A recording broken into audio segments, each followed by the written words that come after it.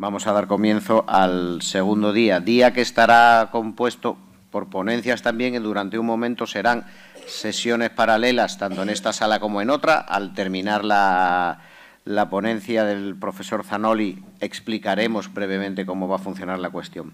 Y ahora vamos a dar paso a la primera ponencia del día, cuyo título es el 25% de la superficie agrícola ecológica para el 2030. ¿Cómo podemos lograrlo? Vamos a tratar de que el profesor Zanoli nos responda a esta pregunta. Me van a permitir leer, porque la verdad que el currículum, quien nos va a hablar hoy de este tema, es tan extenso, complicado memorizarlo, que es un buen síntoma también. El profesor Zanoli es catedrático de Economía Agrícola, Marketing y Gestión Alimentaria en la Universidad Politécnica de Le Marche, en Italia. Investigador científico con 30 años de experiencia relacionada con nuestro sector, con la agricultura ecológica y con el análisis económicos del mercado y del mercado de productos ecológicos. Ha participado y coordinado varios proyectos, la mayoría financiados por la Unión Europea, y ha sido experto y consultor en agricultura ecológica para la Comisión Europea, el Gobierno Federal Suizo y para la FAO. Actualmente es miembro de la Junta Directiva de la Sociedad Internacional de Investigación sobre Agricultura Ecológica, ISOFAR, y editor jefe de Organic Agriculture, y es fundador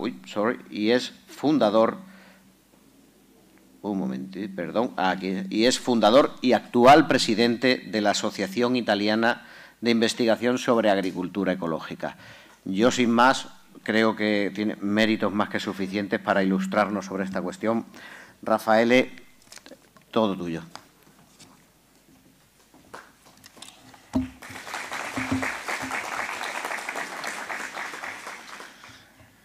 Thank you. Thank you very much for inviting me to give this keynote speech. This keynote speech will have an interactive component at a certain time. So I hope everything works, because he told me that internet is not really perfectly functioning in this room, but we will try at a certain point, because I would like to hear your opinion. So as it was said, I will talk about how to reach 25%, and if we will reach 25%, of course, it's a very ambitious target. And this is coming out from a project which is led by IFOM Organics Europe, and is called Organic Targets for EU. Okay, this is a European project where I've been leading the scenario team so far. We have just finished the preliminary scenarios descriptions that I will illustrate during my talk. But this project does many things. It also talks about knowledge and information systems, research, core organic, other things which are there, one part of the project. And another part of the project will try to understand not only reaching 25%, what it does mean, because some of us, like in the scenario, will try to understand what kind of pathways you can do that, but also all the economic consequences for labor, for consumers, for the society as a whole, for the environment, and so on. So this is a very ambitious project, which started last year, and it will last for over 2 years. Okay. So what I will start with showing you this trend. This is the data for agricultural areas in percentage, organic share of land in Europe. And you can see different lines.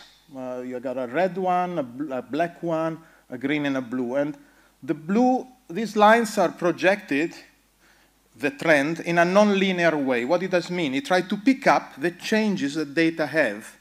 Normally, when you take a trend, you take a straight line and go straight. But when, especially, you're working with organic, which has a sort of a peak, and we have talked about in the past of exponential growing, which means if we were similar, that we were still growing very high. And you see some of these nonlinear peaks, different patterns in the data, and you see there is a red line which is really going very high. And then the other lines are going more in a straight ways. But even in the best forecast, which at the moment are the two lines up there, you can see we are not getting even to 20%. Okay, even considering the extreme variation, which is the gray area, which is statistically, what is going to be very rare, still we don't reach 20%. So business as usual, the story about that is probably not going to bring us to the target. We need to do something. We need to do changes. We need to act to this. Not only the sector, of course, but all the institution which has placed this ambitious target on the sector. Just to give you some idea, I will show you also what happens in the top 4 producing countries. This is France, for example, at the moment, which is the largest, okay, together with Spain and Italy. We always play about who has the largest organic area, but now France. And again, you see in France, the situation is that even there, with the largest, with the best curve, is not attaining 25% in France. And when you get 25% in France, that's a large country, then it weighs a lot in Europe.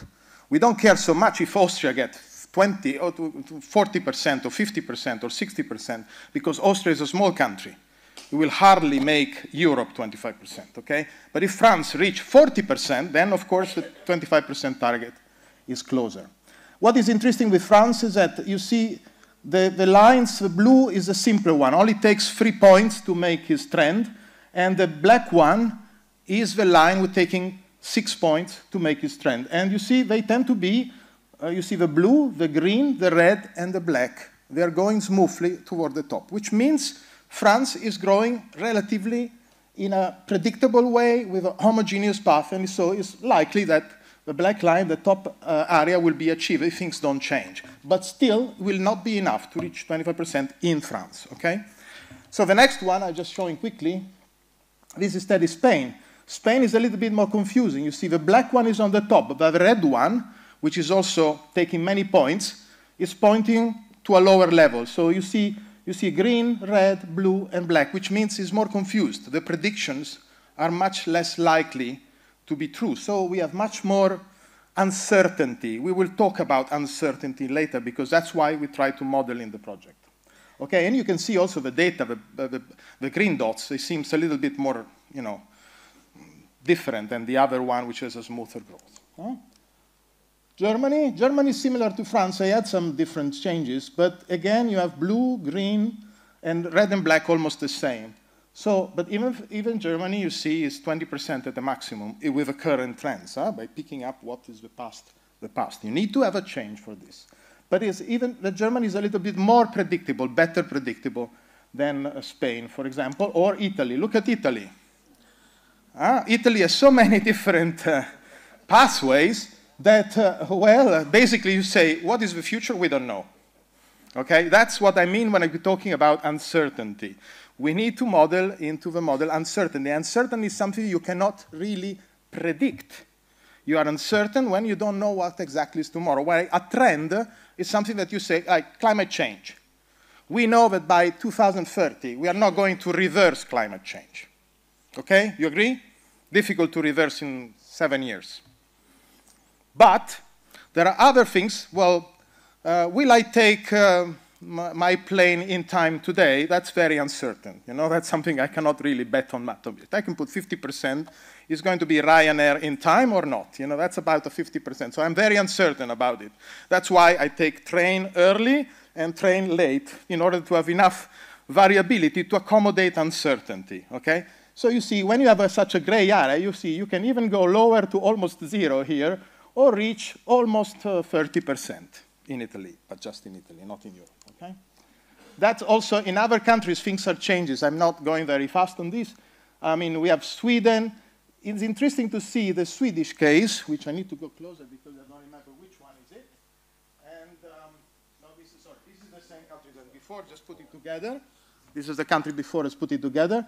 And then you see the situation of some other interesting countries like Romania. We got Romania on the top. We got Poland, we got Hungary, and we got Sweden. The reason why I put Sweden, because Sweden, as you see, already reached a very high level of organic land. But again, because it reached the top, it looks like Sweden has done this curve, and normally when you got to a top, then sometimes you stay there or even go down. So that's, the Swedish case is very uncertain again. It will start growing again, or it has reached its maximum potential. The other countries are interesting because they are a large area country. So when you convert Poland, Hungary, Romania If you go to 50% in those countries, then the target in Europe is much more easy to reach, the 25% on average, than if you get 100% in Denmark or Luxembourg or Netherlands. You know, that's the main point. But again, there you see many different patterns and not some very easily to predict on this respect. This is for retail sales. Retail sales follow, again, a pattern which is a bit uncertain because you see the black and the red are completely opposite. But again, I mean, this is just to introduce the fact that also, but you know, retail sales data are not as good as area data in Europe. So these data, take it with, granted, Helga Willer at Fibel does a good job with all of us try to collect this retail sale data, but the definition of the data, the gaining of this data is not always easy. So we need to change a trend, we realize, because trend, even if we take it not a straight line, but we try to pick it up in the most nonlinear way, the trend will not reach us to the 25%. And this is important to understand when changing the trend in our scenarios, that you don't need to reach 25% in all countries to meet the target, okay? We don't need to grow all the same, but that's a big discussion. And it's, if some few countries, the 4 main countries, or maybe Romania, Hungary, they go fast, then we reach a 25% trend, okay? And to reach the target, we cannot just continue only pushing supply. I will take back on this later. We need to grow supply and demand together. If not, maybe the sector will say, yeah, we reach a trend, but then you have a lot of problems. Price falling down, farmers going away, they will not stay if the price go very much down, okay? So the problem is that supply and demand can grow together, but we only have a target on land area. So that's another important point. We have a target on the supply, but we don't have a target on demand. And achieving the target, that was an assumption of our work and scenarioing with the team, is that we should not completely transform the organic sector by compromising its principle. I mean, this is a European project led by IFOM. We cannot think, yes, we make it organic by saying you can use pesticides. That's easy. Then a little amount, only a little amount of pesticides, a little amount of GMOs, then yes, you can do organic. And then, of course, you can reach a 25% target, but is this organic anymore? And that's, again, a question we should keep in our mind in reflection in the future years also. What means growing organic? Is the same organic? And we were talking with your president just a few minutes ago. What was, when we all started, we heard about macrobiotic, which is now was close to organic, is now not anymore. What was organic in the 80s? What is organic today? What it will be in 30 years, you know? So, inorganic target for Europe is Project Foresight. We look at plausible pathways to reach a 25%.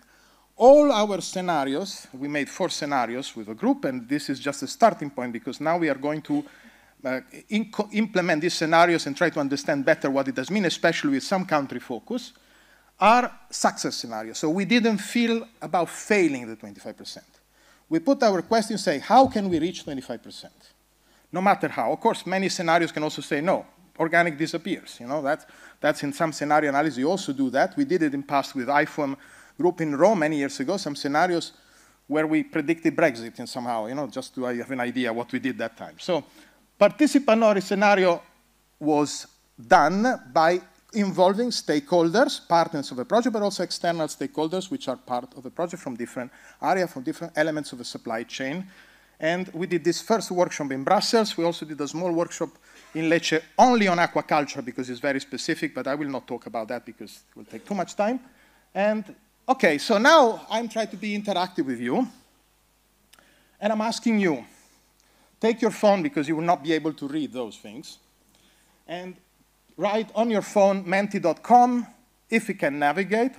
Let's hope at least some of you will be able to navigate in your mobile phone. Menti.com.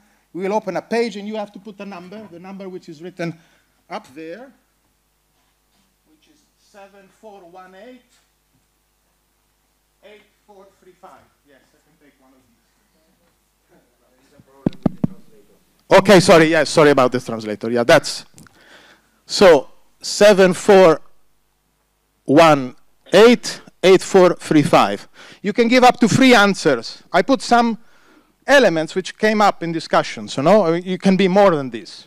But just to give you an idea what mean modeling uncertainty and what different pathways can be for the organic sector. Yeah, I will. 7418-8435 is written up there, but it's very small, probably from some part of the audience. Huh? And menti.com is the website.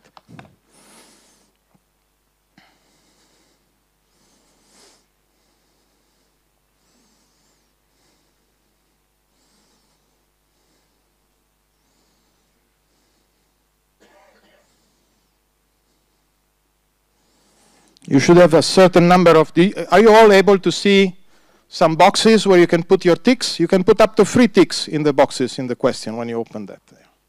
So you have like support for converting all pasture land into organic. This is one option. Is that a way to reach 25%? We all convert all pasture land. Easy, relatively easy, but is that what we want? Concentrating efforts in countries where there is already a large uptake, like France, Spain, Italy, and Germany, and forget about the others. Concentrating effort in larger countries with lower uptake, Romania, Hungary, Poland, these things. Reaching 25% in all countries, all together. Concentrating on high-value permanent crops, like vineyards, orchards, and olives. Actually, permanent crops are having probably more growth at the moment than livestock and arable in some countries. Relaxing the current regulation to allow practices currently forbidden. I talked about this before. Boosting public procurement. Increasing funding for R&D, advisory, and extension services. Simplifying and fostering group certification. NGTs, new genetic techniques, in organic farming. I know you are shaking your but I mean, I have to say these things. No VAT on organic products. It's something that also sometimes we say in our meetings. High pesticide and nitrogen tax, for example, everywhere. Just some, huh? It's just to have a little bit of discussion. It doesn't mean that these are the only option we have. Huh? I will discuss what we have done. So you see, this is what the audience thinks about. Yes?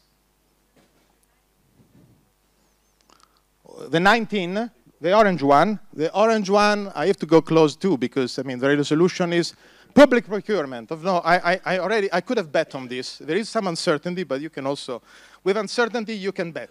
That's a good thing. That sometimes you win, sometimes you lose. So. But I have an 18% chance to win, which is not very high, anyway. But still, it looks like the higher chances. Entities in organic farming at 0%. That's also a bit, let's see if it stays like that.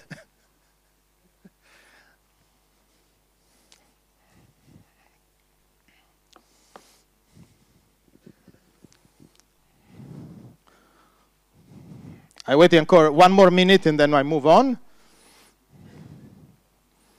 Officially, they have 85 inside and only 28, 29 have voted. So vote quickly.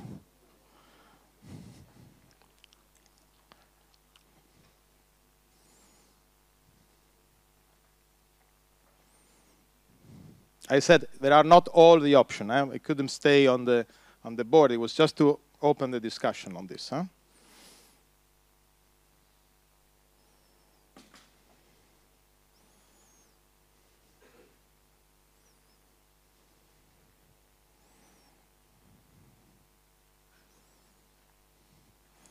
So we have 90 people possibly vote, only 30 votes. So please enter your votes if you want to have your voice. 1 more minute maximum. If not, they will chase me out from the floor. I cannot finish my speech.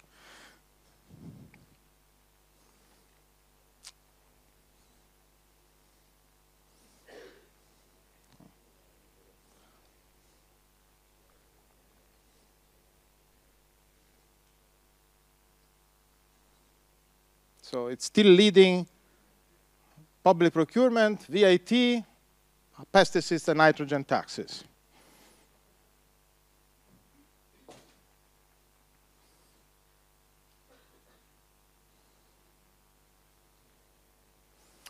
Okay. Anyway, that was a game. So I'm sorry, I need to move on. If you haven't finished, I think there is a clear pattern among certain groups which are public procurement, VAT, pesticide tax, increasing funding for R&D. which as a researcher I find quite good, and also many people which work in extension and advisory also would think that it's normal. I mean, as an NGO, this is also something that has been important to boost organic farming. Yeah? So it's definitely an important point. So can you try to move to the next question? Just present and you go. No, yeah. You just need to move on here and click on. Not this one, this one. Okay, thank you very much. Thank you for your contribution, and sorry if you were not able to vote on this. That's what are the 4 scenarios we have developed so far. 4 scenarios which, as I said, are in a preliminary stage, so I will give you some flashlight on it. 2 were by default supply-driven, which mean also supply, but also policy somehow. You know, the policy so far, we've seen a lot of supply policy, which is what the first one is called green public policy, the other one is called divergent pathways, temporary names, but you understand why. And 2 demand-driven, one is called organic on every table, surprise, surprise, huh? Anyway, so, and then organic power to the people, the second scenario on that. Next slide, please. Oh no, I can move it, right, okay, sorry, forgot about that. Now I think it should be easy to move for me. So the supply-driven, one is green public policy. That's the idea that the Green Deal will continue, the efforts done at the European level, at the country-wise, that's the most optimistic scenario. But we still have some problems in there, and we understand what. Huh? So you see, it's public money for public goods. There is a decrease, the idea that decreased demand for meat and livestock products due to climate change consideration, changing in healthy diets and sustainable diets, and therefore a widespread conversion, but with a lower conversion of livestock area. So that's the contrary of having a lot of pasture land in somehow. Huh? So it's more going to arable and permanent crops. Supply chain remains dominated by a network of SMEs. That's quite important. I will discuss a lot about this in the time I have on supply chain, because that's the bridge between farmers and consumers. And that sometimes is really the big constraint, the supply chain in what we can do in growing. And organic regulation, a bit adapted to accommodate growth and also to defend against other standards, okay? Because there will be competing standards, because there is a general request of sustainability, animal welfare, all sorts of claims. You know, we have discussed, you know, with this label on environmental friendly products, which is, you know, a nightmare for us. And this is a bit the issues that, you know, the regulation need to adapt also to strain like that. And price premium remains. Of course, the question is which kind of regulation change you can do. Afford between 30, probably very little. But again, without change, we heard yesterday from the lady from the Commission that if we make any change, it will be in effect in 2027, and then we have only 3 years to make things. So that's a little bit scary if we want to reach the target to 2030. But if you don't start the change now, you don't reach any target, not even in 2032 or 35. So that's the main point. But what does this change? Even in this scenario, which is the most optimistic, you will see that the very big constraint is the supply chain, where you need really to concentrate. Divergent pathway is a little bit like situation where the social problem emerge, people, consumers are scared, war, prices going up, availability, and there is Europe which is going a little bit more nuts. And then only few countries really grow, concentrated growth on that, only few committed countries, but then finance and large companies enter the market, and they're a little bit transformation of organic. So the acquisitions, mergers, buying of land, investment only in the real successful country, which is, you know, finance always follow the trend. Finance always follow the trend, remember. So if there is something strong, they come. If they feel you are still niche, they will not come. It's not a matter of spending or buying cheap. It's buying successful. So that's what we're talking here. Policy support generally decreases. It's more of a market which is moving the thing, especially with finance coming from external. I just want to tell you something that Nestlé is doing regeneration agriculture. In some areas paying payments, experimental subsidy directly paid to farmers like the state. And in one area of Italy, they moved from 1 million to 10 million in 1 year. Area payment, directly to farmers for environmental practices. So that's clear. Finance, if they want, they have money for this, okay? So the other demand-driven, one is organic on every table. Again, it's enough optimistic scenario where the green and healthy diet becomes predominant. Young consumers are moving the change into healthier diet. Again, if there will be a coexistence of large companies as network of SMEs on the supply chain, but digital modern supply chains will be everything is modernized here. So also young people buy online, will be online collection, a lot of digitalization, smart farming and things like that. Public and private funding will be available, so we're relatively homogeneous. And again, because of a change into healthier diet, shift to arable, reduction of livestock areas, and widespread conversion. And the livestock will be specialized and concentrated where it can be extensive and low impact. Okay, so that would be basically fun. Premium price would stay. Another important things, in the other two scenarios, in one you have premium price, and in the other one, because the finance entered it, prices will probably go down, but you have assurance of getting bought, which is another point. Sometimes farmers prefer to be knowing that all their product can be bought and paid than getting premium prices. Organic power to the people, again, is a slightly negative scenario, probably the most unlikely. But we are talking about plausibility, not likelihood in these scenarios, where basically the Ukraine deal is cancelled, but there is a reaction from the people. There is a reaction from the people, so again, it's a privatized issue, it's a demand-driven scenario where people cannot leave out the idea of getting sustainable diet, and organic is the only label. If you imagine, if Europe goes nuts again, there are no other standards, there are no other labels. The only thing, if you want to go organic, is we want to be sustainable and healthy, that is organic. And organic is already there, is known. So few countries pushed by the people will stay on organic. It's similar to a little bit to the divergent pathway, but on the demand side. And it will keep up the demand, especially in the few countries. And then the other will follow. It will be like, you know, trend following again. Because one country does, my country doesn't do, so everyone will. But it will be a country national growth, which we experienced back a little bit in the 80s before the regulation. A few countries already did something. So that will be a point. The question is, can a scenario like this achieve 25% in 2030? We asked that while doing this, so we will explore that better in the subsequent things, okay? So, drivers for change. First of all, supply chain. Supply chain is crucial in all scenarios. General retail environments is deemed by all stakeholders, participants, all experts, very important. Without large retailers, not only specialized retailers, which are actually irrelevant in few countries, not in the majority of countries, is really invaluable. If they don't follow the trend, if large retailers don't stock organic, it's difficult to grow. At the same time, if you don't develop a network of SMEs in the processing, also in the retailing, but in the processing, in the management, in the middle management between farmers and consumers, maybe you will completely change. You know, if a big multinational enter the play, then things will change because they will not have the same values, they will not have probably the same quality standards. So that's the main discussion. What will be the future of organic? Does the supply chain will remain a network of SMEs or even larger countries, but network with values, or it will be just Nestle switching to organic? You know, that's the important things. Public procurement is very important, and private demand too, consumer attitudes, but alone are not a sufficient condition for growth. If a supply chain is not there, you can have public procurement. And I remember in the 90s, in my town, we wanted to go completely organic in the canteens, in the public canteens. We tried to do it. It was impossible. No one in the organic, in our region was able to supply to canteens in a small little town of 100,000 inhabitants. So the problem is that you need to organize a supply chain.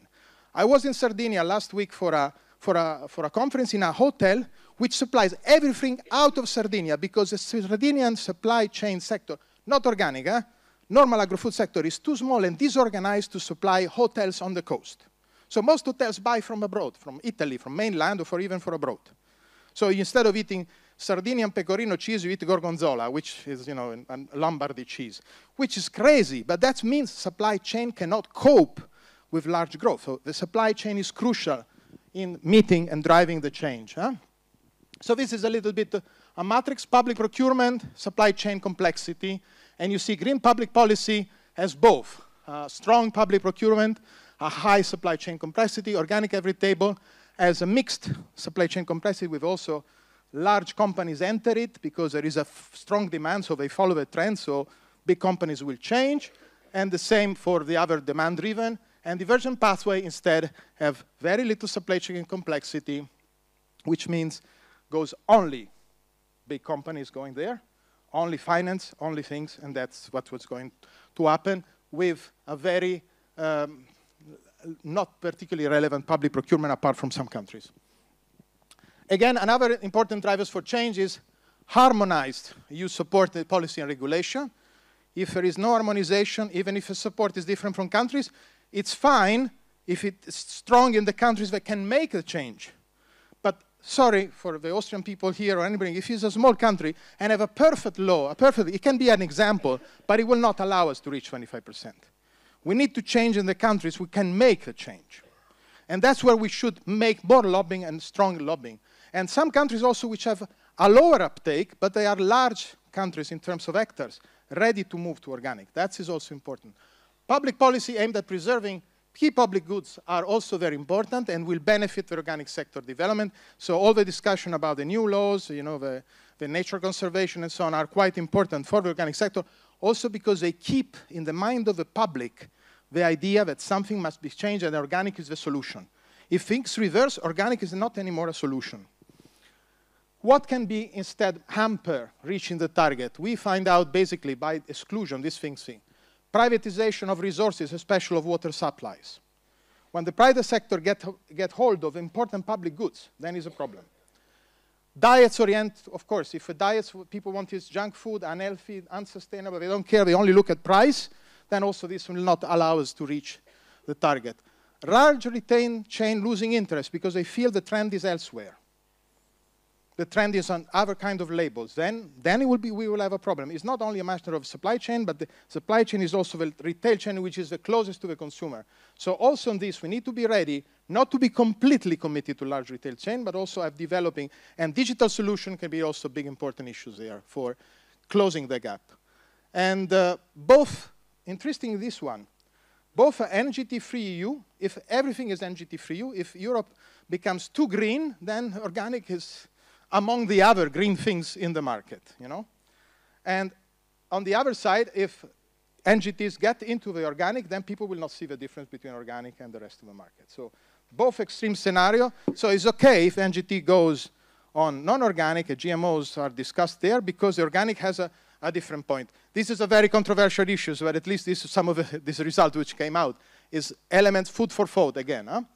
Credit crunch, if there is no money, and especially if the money is only private, they come to buy you. If there's no public money or bank are not forced somehow by public policy to lend money to agriculture farmers in general, because there is little money for farming, but especially for organic farmers, which are more risky. If you make a risk analysis, sometimes starting an organic farm is risky. Conversion period can be very risky if you have, for example, permanent crops. Then, if there is no credit for this, young people cannot enter the land, they cannot invest in things like that. Catching up of lagging countries only without investing in the countries which are already a strong upward trend will also not allow us to reach the trend. So we need to concentrate also on the countries which are already strong. Don't think that because they are strong, they can move anyway. No, follow the trend is always a good story point there. I conclude here, and I'm ready for questions or comments also. Greenwashing, messaging, diluting the regulation to make organic easier and therefore spreading the verb of a different organic things, it can be a possible solution in the future, but of course that is probably not the right way. That's my opinion on this respect. It's not an opinion of anyone. It's not the right way to achieve the targets. You know, if you say, okay, let's make a softer organic, then we probably reach a target, but it's not that the way. Focusing on achieving organic targets should be the goal of Europe. Stop doing other things. Stop looking for different labeling, studying different labeling, preparing different regulation, because organic is the solution and you already have a target. Now, the European Union should actually focus on this target because they already said it. They want a 25%. If we don't reach 25%, it's not a sector failure. We should be prepared that. Is the European Union, the country, the institutional failure of not reaching something that you promised to your citizens? So it's something that we should be lobbying to get more support at all means, at all levels. Thank you very much.